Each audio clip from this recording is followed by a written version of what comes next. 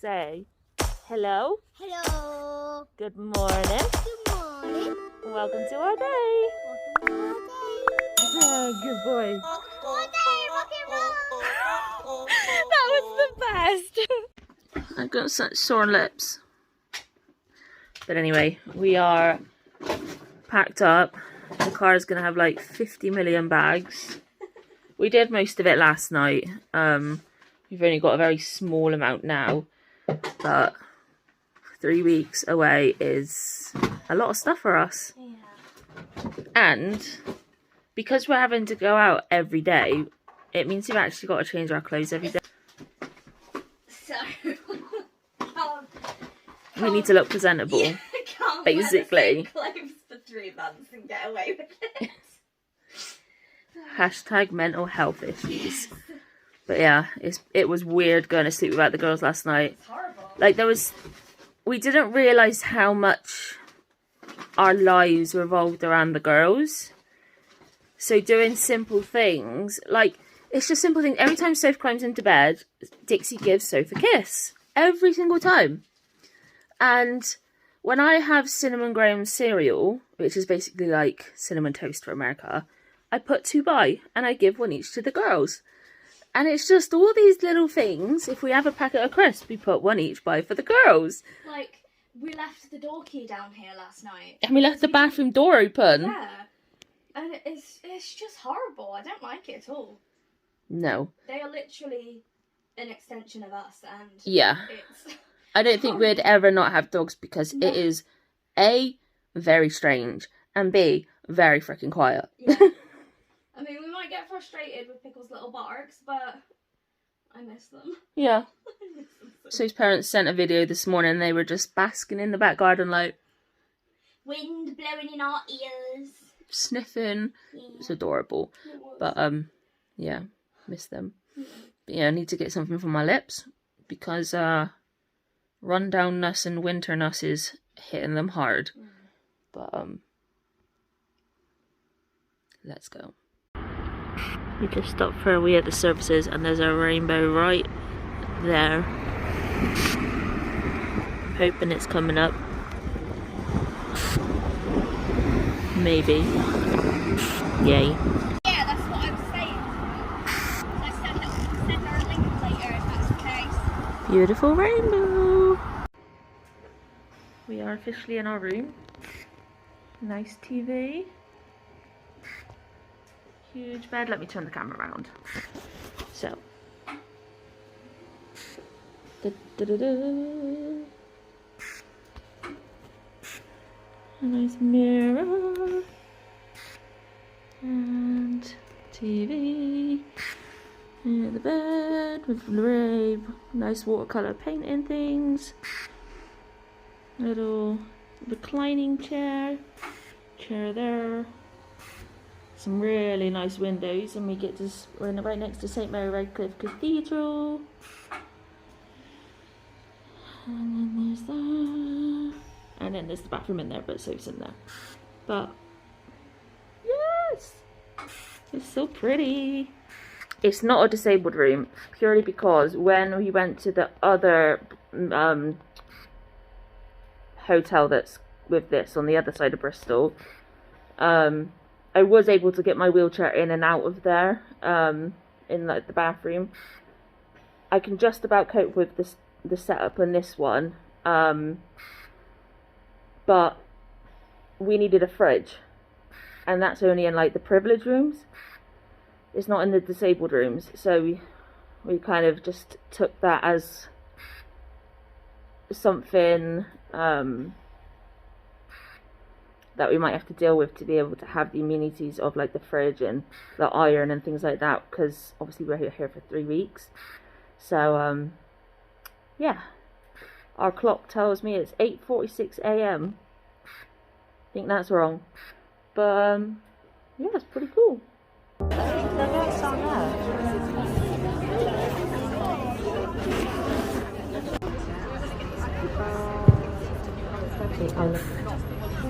Yeah. Yeah. Yeah. I only do it only once in 2 weeks.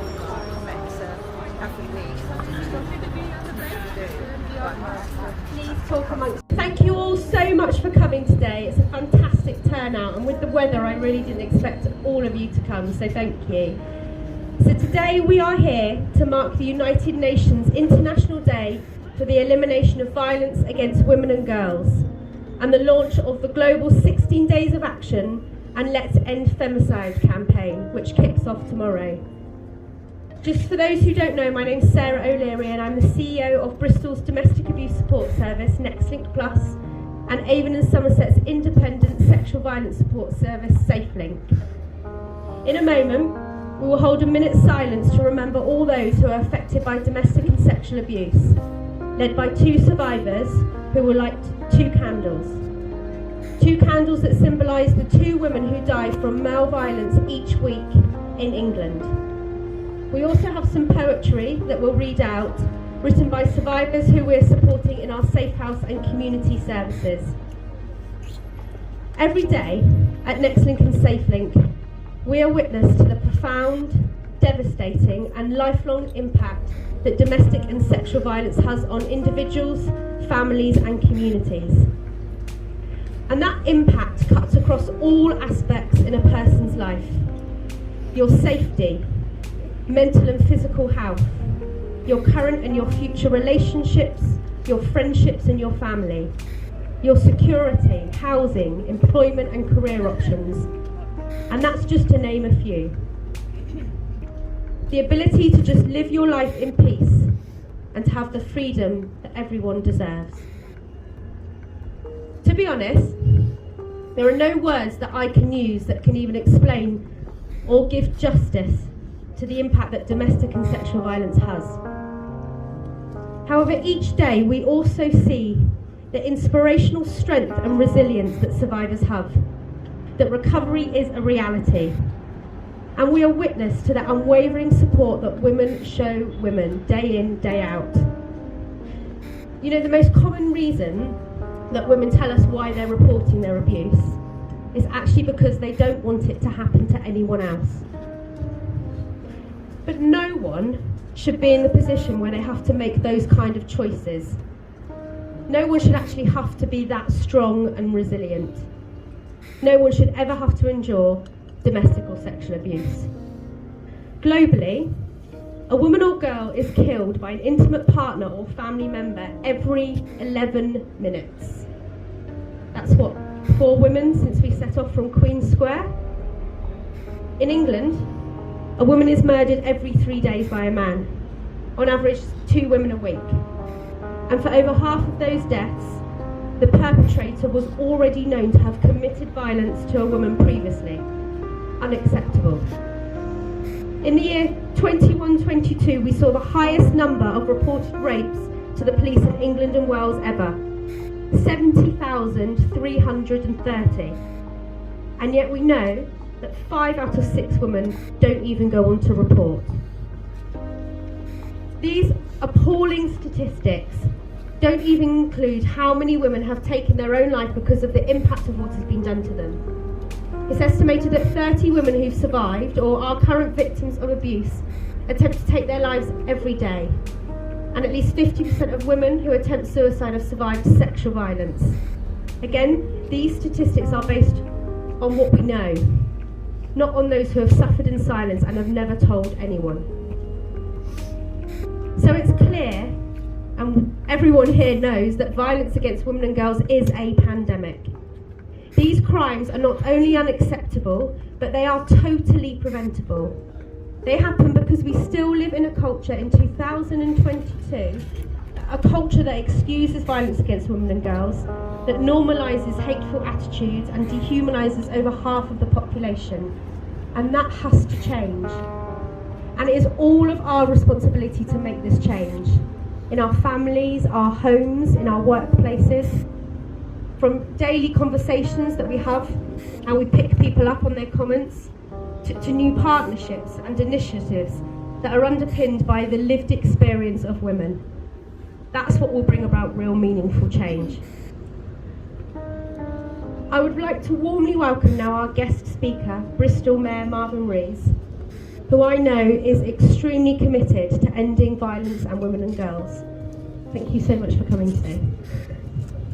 Thanks very much. And it is timely to be taking this action today with the World Cup on. We do know that the numbers have shown us that when England play, incidents of violence and abuse go up around 26%.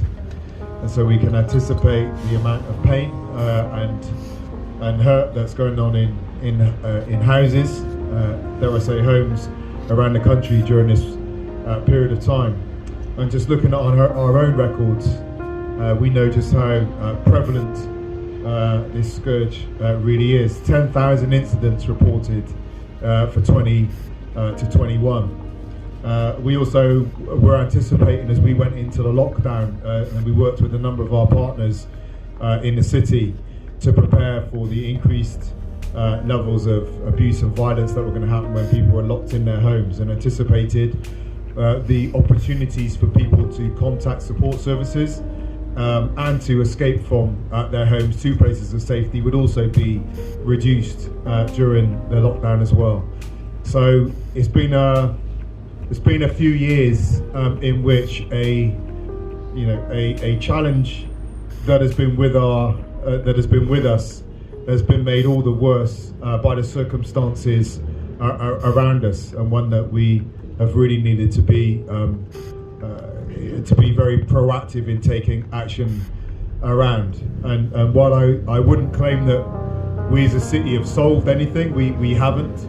But what I would say is that we have had a fantastic group of people around us, including survivors, who have come around the city to talk about how we can put support networks in place, pathways in place that support people to come forward and make their situation known. But when their situation is known, gives them very real and practical steps they can take to get to safety for themselves and too often as well on that journey with children in as well. But we do need that constant feedback into how we can be a city in which people have hope. And it's a word we have used about Bristol. I'm wary of using it sometimes because hope is kind of everything and nothing, isn't it? It's a word we can throw around with such ease, but it's a word that's got phenomenal meaning and substance behind it. We need to be a city in which people do have hope, whatever circumstances they find themselves in today. But with the partnerships we do have in place, hopefully we can make sure that more and more people, whatever circumstances they're in, feel that there is some hope, because there are people and organisations around to support them and make tomorrow better than today. But thank you for being here today, and I'm honoured to be a part of this.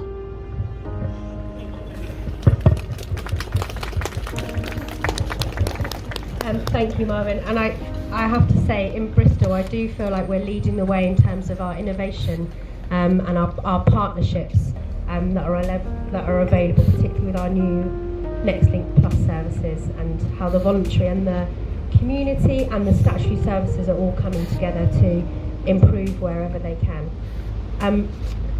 What we're going to do now is I'm just going to light 2 candles in honour of the 2 women who are killed each week in this country, followed by a minute's silence to remember all survivors that are affected by domestic and sexual abuse, children and women.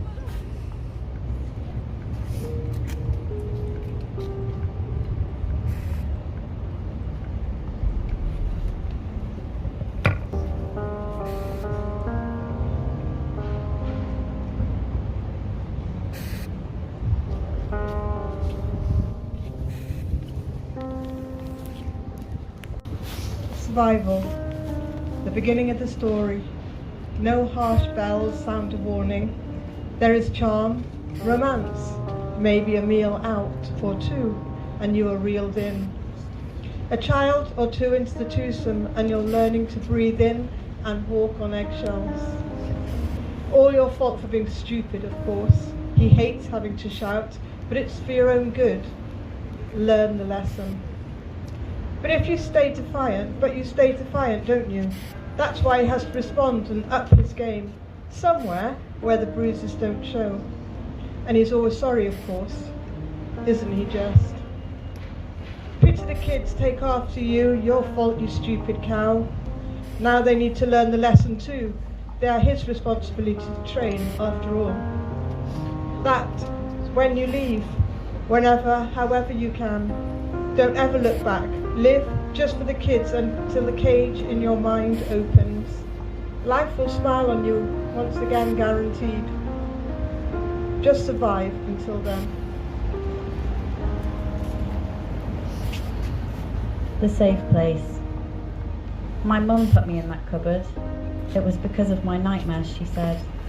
It went right back under the stairs, and it had carpet on the floor, one long low shelf on the right. I had books and a quilt, long life milk cartons and biscuits hidden right at the back, and a bucket. It was warm, it smelled kind, and I could see the light through the slats in the door. There was a bolt on the inside. Mum would say, "Cupboard now, good girl," and I'd go there until all was quiet and safe again.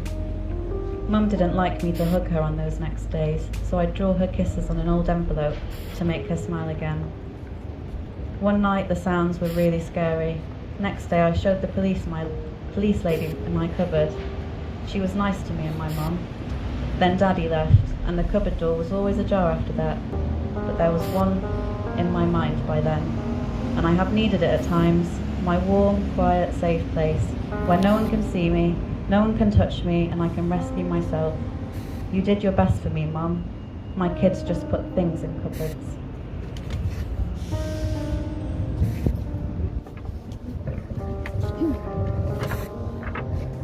Hope. To everyone who's helped me from the night that led me here, the night that brought me to you in a place without the fear. I really am so grateful for everything you've done. Without you, that dark hole for sure would definitely have come. Although I wasn't here for long, I'm really glad I came. For you brought back the sunshine and you chased away the rain. It has given me some hope back and even half a smile. I know it's a long road and it's going to take a while. A simple act of kindness is all it really takes. For if this didn't happen, way too easy it would be to break. So here's a little thank you for the kindness you have shared and showing me in dark times there was someone there who cared.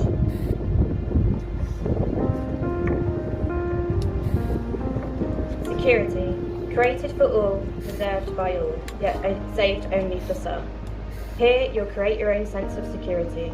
You'll build your confidence, your trust. Released from fear and filled with hope, you'll begin a new life.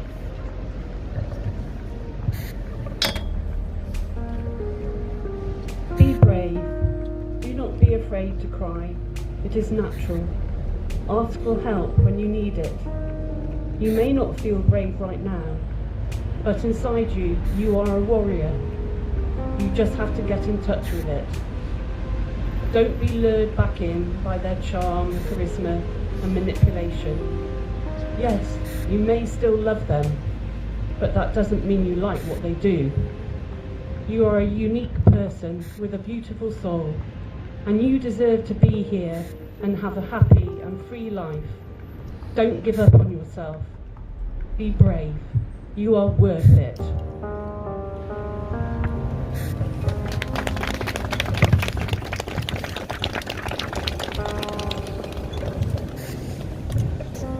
Thank you very much. Thank you to all our survivors and service users who contributed to the poetry, who lit the candles as well. Thank you every day for everything that you do for each other and for your strength. Thank you to Marvin for coming along talking on this very cold. Thank you all for standing in there on this cold day. We really, really appreciate it. Thank you.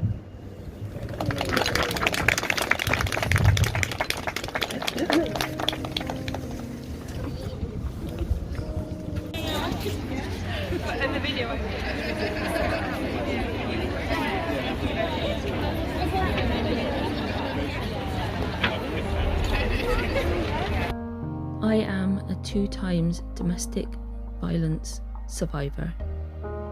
I never thought I would be able to get out of this situation. I did, and I found Soph. I've never had a relationship like Soph before, and I am so thankful. You do not have to go through this. There is a way out. Please reach out. Please ring the police. You will get the support you need, and one day you can say you survived.